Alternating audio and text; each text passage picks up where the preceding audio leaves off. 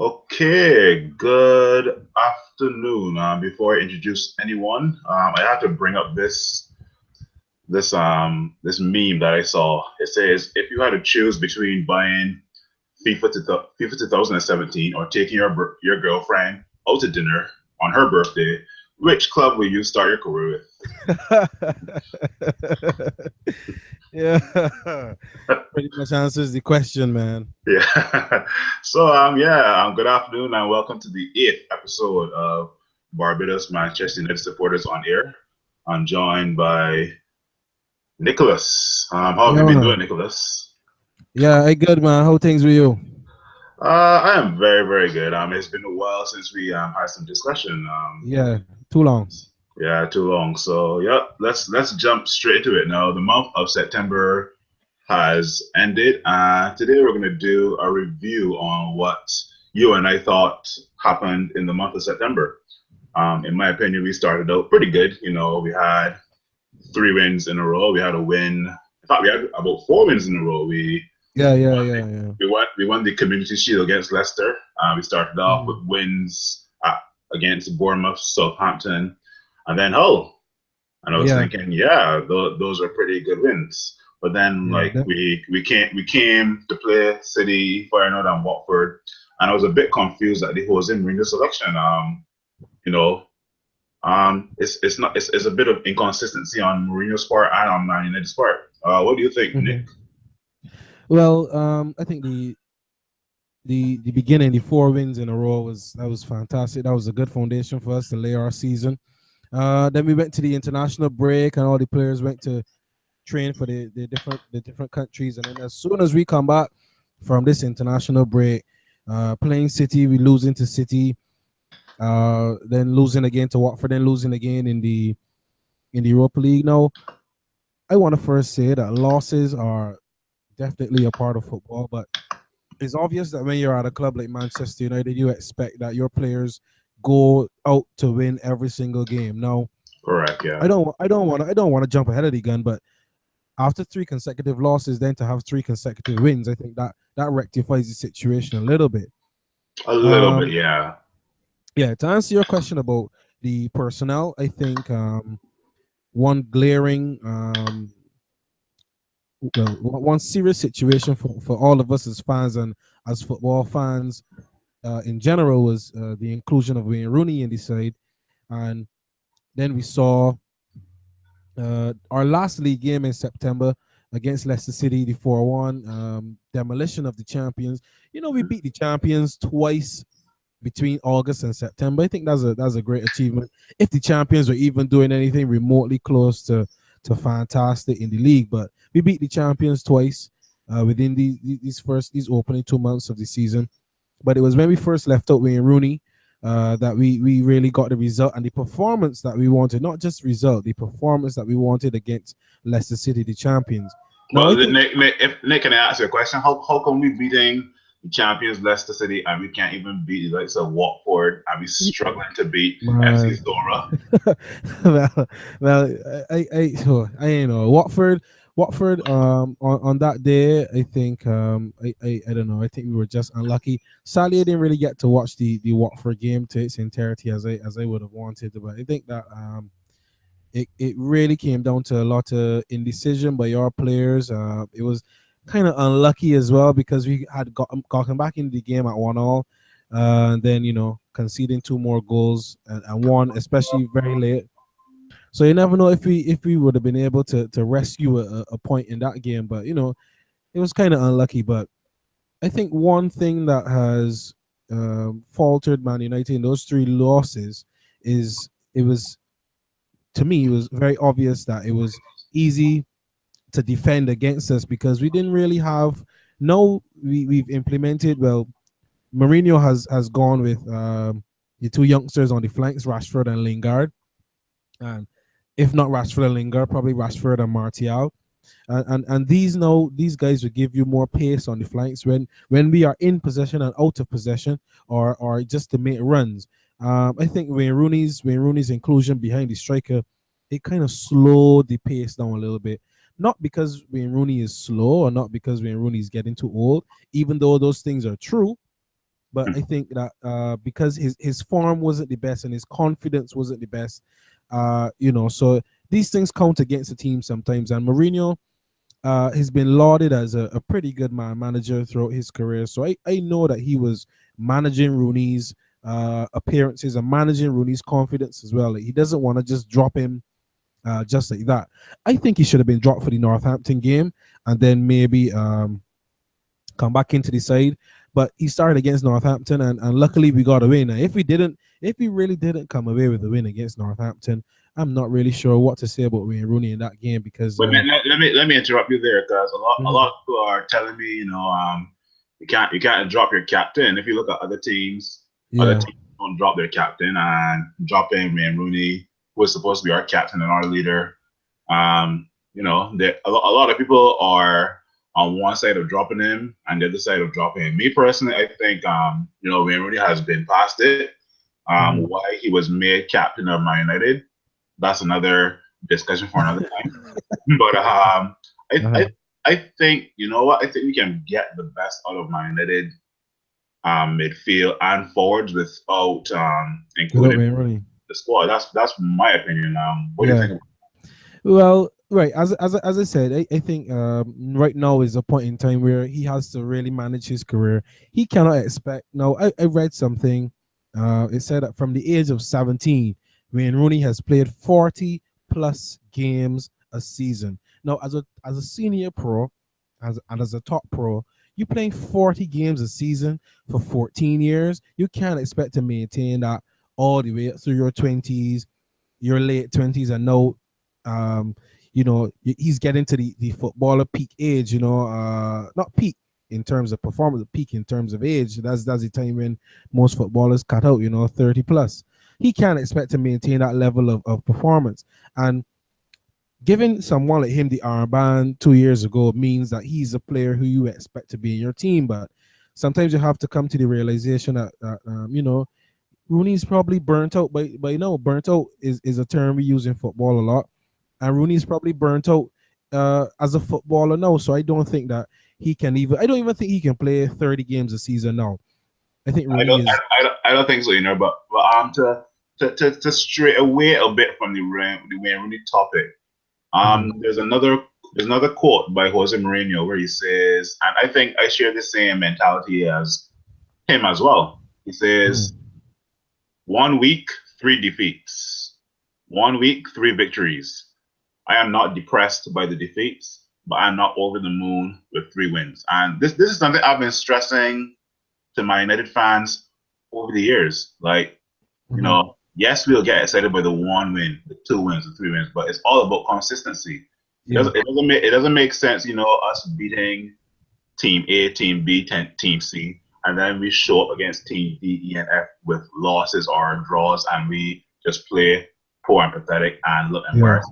That's just me. I just want at least a consistent run of wins and a consistent run of games where we can put in at least 110 performance. That's just my opinion.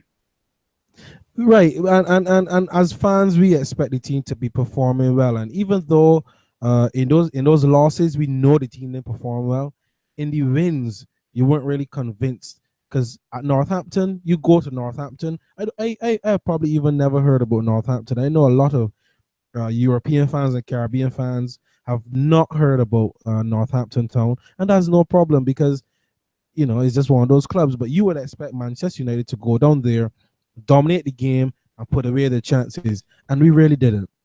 We could have won the game. We could have been out of sight in the first half, and we weren't. We went in at the half 1-1, I believe it was. Yeah, we went 1-1, yeah. Right, and you wouldn't really expect that. So even though at the end of the day the team wins, the performance is still not what you really expect.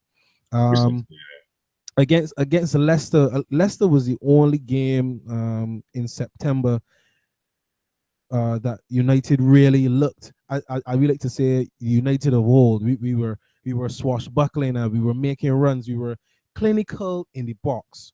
Whether it was from the 3 set pieces, whether it was from the striker just putting away the chances, because you still have to put away the chances. Even though the set pieces are good, you still have to put away the chances. So we were good technically. We were technically efficient and efficient in the box. That was the first game so far of the season. And of course, for September, that we really looked like the team that we want to be. But it, I understand what Mourinho's coming from. I'm happy with the performances because, as a fan, you always feel happy when your team wins, even if your team scrapes a little 1-0 win, because a win is a win in football, really and truly. Just like how a goal is a goal. There are no good goals or bad goals. There are easy goals and difficult goals. An easy goal would be a tap in. A difficult goal would be like a 40-yard screamer. Yeah. But in football, we always think of things positively. So a win is a win, a goal is a goal, and a win is a win. But as a manager, you want to know that you want to feel that you can trust your players, and you want to trust that your players can deliver these quality performances all the time. Now, just to add on to that, I saw there was a little table documenting how much kilometers the Premier League teams have run. I'm not sure if you saw that. You probably did. But Manchester, I'll look at it later on. Yeah. I think that was somebody posted that in the Facebook group, I believe. But Okay. Manchester United are last in terms of kilometers run by Premier League teams. I think that was as of the game against probably loss against Watford. After that loss, I think that's what that statistic was taken from. But we were last in terms of kilometers run. In my opinion, that says all you need to know about the team. The team, sometimes our build-up is too laborious. We're not getting players in behind as we will want. I know there are particular players who you may not be that very fond of who have started the last 3 games, I believe. But these players are these players are really quick. These players are quick. These players are very nimble on the flanks, but it's not just running with the ball or not just tracking back and helping your fullback, is also making runs in behind and making your team difficult to defend against. Because if you put defenders' heads in a knot, if you put defenders' heads in a tizzy, it's easier to get goals. As we saw, as you saw in some big games like Arsenal and Chelsea, Arsenal was so hard to defend against in that Chelsea game, and that is what United need to do. Not saying we need to be like Arsenal, we just need to make ourselves, because we are a very clinical team. I think we are one of the best teams in terms of technicality in the Premier League, and we have to blend the players who are technically gifted in our side, and we have to use the players who are physically blessed in our side, like Valencia with his speed, Lingard with his speed, Rashford with his speed and exuberance, Martial with his speed. We have to use, because we know Ibrahimovic is not going to be as mobile as he would have been 10 years ago, 5 years ago. So we have to use our technicality and physicality around him, because quick question, Nick, because yeah, because the way looking at it now, I in my opinion, the rating I'm going to give Mourinho over these last 7 games, including this Stoke game just now, because we just started off with, I would rate Mourinho probably, I want to say a high 6, a low 7. But we have Liverpool, next. Just to wrap up things, who do you think should start against Liverpool? My ideal starting 11. I also agree with that rating you gave Mourinho. I am not thoroughly impressed, but I like some things that I see. I like the rotation. It's just sad that some players, I can't wait to see Mkhitaryan in a real game, full 90 minutes. But for now, the rotation's been good. I think he's used his players well. But yeah, I agree with that rating. About a 6.8 to 7.1 rating out of 10, I would give Mourinho. But my starting 11 against Liverpool, I think this will be an away game. Well, let me just go through. De Gea, of course, at fullback. I think Valencia's done nothing wrong to be dropped from right back. I'll keep Valencia. Bailey and Smalling for sure. My 2 twin towers in the back. I think they need to work on their relationship for sure, because we were marveling about the Bailey and Blin relationship, but no, Blin is seen. I after the Manchester derby, I don't think Blin is going to play centre back anymore. That's no problem for me once he stays in the team. But I think now we have to focus on the building the partnership between Smalling and Blin, Smalling and Bailey. So I think that because as I said before, Bailey has a good understanding with Blin as well as Smalling. So I think these two now need to need to form a partnership. So I think this should start. My guy Daly Blaine at left back once again needs to play in the midfield. Every single big game United have to play. If he could play every game for us, I would put Ander Herrera in there. But I know he can't. Not he can't, but it's not good for his progress for the next few seasons. And so he's still a young player, still has a lot to deliver. So Ander Herrera will start for me. There's some players who pick themselves, like Paul Pogba, because the price tag. You leave this man on the bench, you open up the club to a whole new media storm, a whole new scrutiny. Even though his performances haven't been that great, I don't want to. They haven't matched up to the price tag of 8 Yeah, That's my opinion. yeah, they haven't dazzled. They haven't really impressed the world. Like, oh my goodness, United might have the next best player. No one is saying that about our club, but I think just play him in the right role. On the left side of a 4-3-3 is what he thrived in Italy. Deschamps tried playing him in a two-man midfield at the Euros, and it didn't really work good for himself or for France, even though they got to the final. But So Pogba, who else after Pogba and Herrera who you think should start on? Pogba Herrera in the midfield, and I think well, if you want to play the 4-2-3-1, Herrera and Pogba, and play Mata in front of them, I think you can do that in the number 10 role, because as you saw against Leicester, those three guys, it worked well, and I think that they can pivot well together, because either Pogba can hold a little bit and Herrera can ease forward with Mata, and we can have that Spanish duo. Or Herrera can hold and he can tackle and win back the ball and give Pogba some freedom. So I think that those three guys in the midfield makes it a little more fluid for United, rather than guys like Schneiderlin or Fellaini, who would rather stick to one role or two roles in the team, and make the team a little more static. So that's my three-man midfield. Up top, I go in with the big Zlatan up top, and I think, Martial came on against Stoke, but I don't think he'll be ready for Liverpool. But he's a good player to unleash against Liverpool. But Rashford will start for me on the left hand side. Or Rashford. I think Rashford and Martial should start. Now that I study my head really, Rashford and Martial should start, because two of them are two very, very direct players, and Liverpool play a very precise direct game. They may be without Adam Lallana for that game, but maybe not as well. I don't know the extent of his injury, but those two guys, Martial and Rashford, they're too direct. You know that they have quality on the ball, off the ball, and they can finish. Both of them can finish. If you saw Martial's goal today against Stoke in the draw, that was like I saw it. Yeah.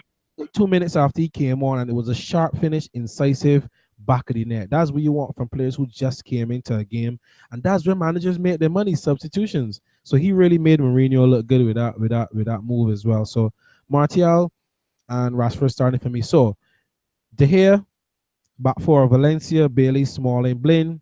The pivot, Herrera and Pogba. Number 10, Mata. Out wide, Martial and Rashford. Either left or right, I'm not sure. Both of them right footers anyway. And Zlatan Ibrahimovic down through the middle. Also, in my opinion, I don't have much change from your lineup. Just go with the midfield of Herrera and Pogba, in my opinion.